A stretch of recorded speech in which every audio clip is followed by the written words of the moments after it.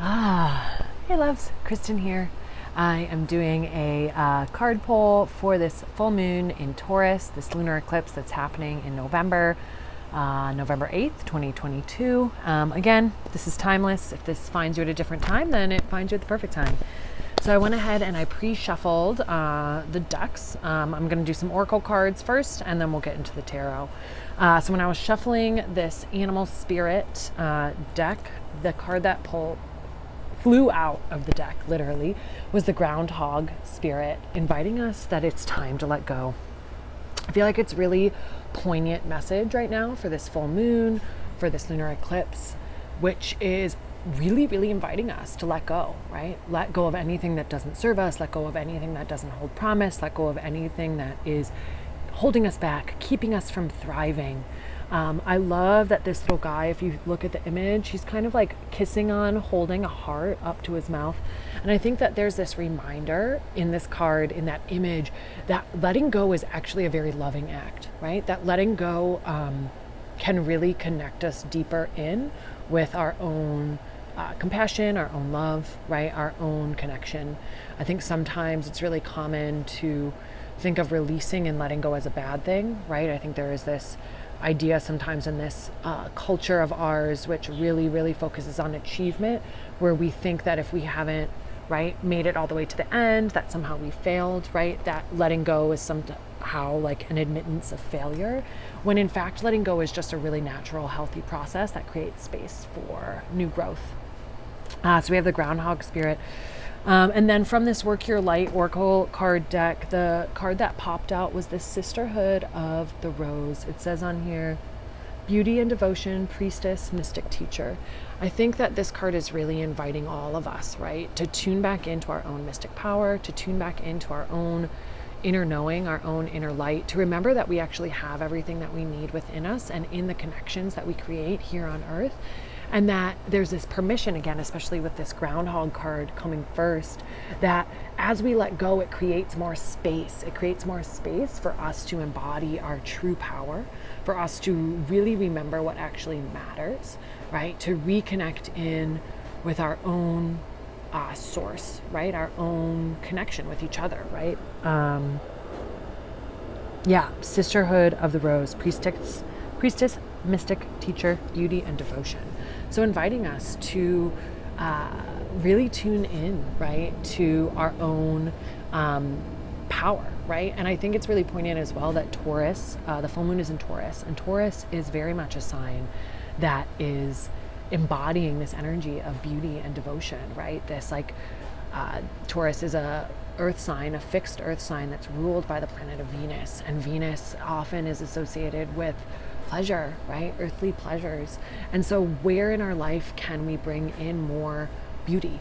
Where can we offer devotion and gratitude for the beauty that is surrounding us, right? How can we be more grateful for the beauty that surrounds us, and really let go of anything that is preventing us from tapping into that abundance, that beauty. And then two cards flew out of this Sacred Forest deck when I was shuffling it. So I want to share both of them with you.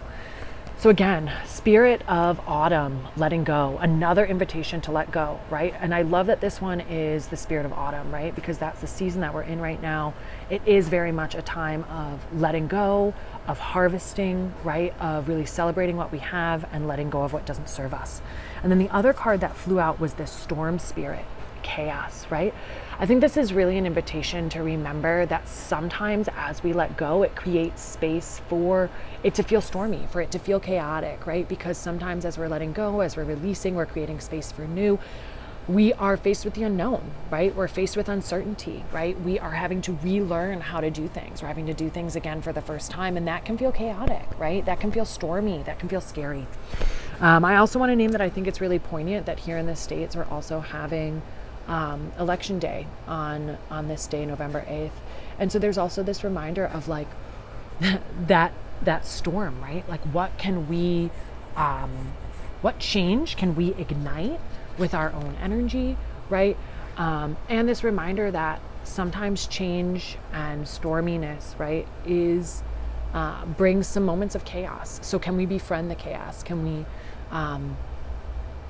befriend the chaos and build our capacity to move through uncertainty, right? It's really poignant too. If you look closely here, you can see this almost like Zeus-like lightning god figure here, like wielding that lightning bolt. And that feels like also another invitation here of like, where are we directing our power? Where are we directing our energy, right? Where are we sending our energy? Where are we sending our attention? And really allowing ourselves to have laser focus on that which we want to release and let go of, right? Having that laser focus to really zap it, right? Get rid of it, burn it, get it out of here, so that we can really appreciate the beauty and the magic that's in our world and really embody our true power. Okay, so that kind of sets the stage there. So I went ahead and I already shuffled the tarot. I'm using this Light Seers tarot deck. I'm going to pull 3 to start. So let's see what comes up here. Okay, a number of these came up reverse. I'm going to name, I don't read in reverse, so I'm going to leave it at here. So really interesting here. We get 3 of Wands first, High Priestess, and then the 6 of Wands. So lots of creative energy coming in right now, right? The Wands tend to be this like fiery, creative, life force energy. And so there is this invitation, right? Like 3 of Wands is, especially in this deck, it's very much like waiting for our moment, right? So there's the 2 sides of it, right? Where it's maybe there's an invitation right now for us to pause and kind of take stock and wait for the conditions to be right before we run out into the ocean with our board, right? There's also the other side of it where it's like, are we waiting for the perfect moment when in fact the perfect moment doesn't really exist and maybe is just now, right? So there's this like kind of like 2-sided coin here of like really be watching your environment. Be watching your environment so that you can be ready to act, right? Watching your environment and preparing yourself so that you can be ready to act when that perfect moment comes. And also be soft with yourself and remember that we don't live in a perfect world. And so sometimes we might be waiting forever for that perfect moment when in fact the perfect moment is now to act, right? The High Priestess is the card that comes up next. This is the 2nd card in the major arcana and really is inviting us to tune in to our intuitive powers, right? To tune in to larger life force, right? It's reminding me of this Sisterhood of the Rose card, right? Mystic, teacher, priestess, right? Where it's really inviting us to reclaim our power as mystics, as teachers, as healers, as witches, right? To really tune back into that kind of like esoteric, the knowing that isn't in the mind, right? The knowing that's maybe in the heart, in the body, in the third eye, in the felt sense, right? Moving into that felt experience of light. You can also see too that like she has her eyes closed here. And there's the one side that's like, oh, is she not seeing the world that's around her, right? Is she closing off the external world? Maybe. But there's also that invitation of turning within, right? Tuning into our own inner world, taking stock of our inner world so that we can come back to a situation and act in a way that's in alignment with our truth, with our self, right? And then what comes right after that is the 6 of Wands, right? This card that very much is a card of success, right? You can see the wreath on there, that cycle, that symbol of kind of like this coming full circle, completion, right? She's standing in the spotlight with her arms up with this like crowd of people that's like kind of encouraging her. And so this card is very much, I think, inviting all of us to step out, right? To be seen, to really, right? Like get ready and take stock of like the moment, right? Get that energy flowing, tune into our intuition, do that inner work, and then really step out, right? Step out. There's this invitation to take action, right? To be seen, to be heard. I want to pull 3 more. And again, so I feel like there is this invitation here to move towards our power, reclaiming our power and being seen as the powerful beings that we are. So I went ahead and pulled 3 more. When I pull court cards, I'll pull a second one with it to kind of communicate what it's speaking to. So this King of Cups, right? This is an individual who has mastery, so to speak, over their intuitive world, over their emotions, right? Super in touch with their emotions, not belittling them or ignoring them, but totally in flow with emotions. You can see that this individual is radiating from their heart space, sitting in the water, right? So there's this invitation of mastering that heart wisdom, right? Tuning back into the heart, letting go of anything that prevents us from connecting in and loving on our hearts, right? And the King of Cups comes today with this Nine of Wands card, right? The Nine of Wands card is often this card that can be called like a wounded healer card, right? Nines are that almost at the completion point, right? Like we've gone through this whole cycle and we're almost at that point of completion. This individual very much standing in their power, right? Shining this light, right? Has some boundaries here because of the fence, but also an opportunity to step forth, right? To move beyond limitations, right? To move beyond their limitations and to step forward. So I think there's an invitation here that as we're tuning in to our intuitive power, to our heart wisdom, and really becoming these fully embodied beings who experience their emotions and are tuned in to their intuition, that as we do that, like we need to be aware, right, of boundarying ourselves, like creating boundaries for ourselves, but how that can create space for us to stand even more firmly in our power and to share even more fully our light, our magic with the world. And I'll say that one of my friends who reads, she'll often ask, if these individuals could share a message with you, what might they say? And I think that would be a nice like kind of journal prompt for yourself, where it's like, if these individuals could share some wisdom with you, what might they say, right?